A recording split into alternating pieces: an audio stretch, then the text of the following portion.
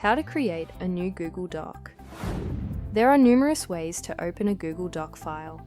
Let's begin with the first method. If you're already inside your Google Drive, head over to the left section menu. Click on Add New.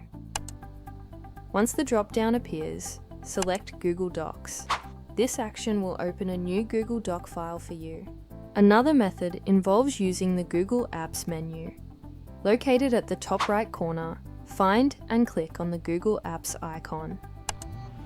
Scroll down through the apps. Click on Docs. To open a new document, simply click on the icon labeled Blank Document. For the fastest way, go to your browser's address bar. Type Docs.new and press Enter. This shortcut instantly generates a new Google Doc for you. If you need to move the newly created Google Doc to a specific folder, that's straightforward. Click on File at the top menu, then select Move.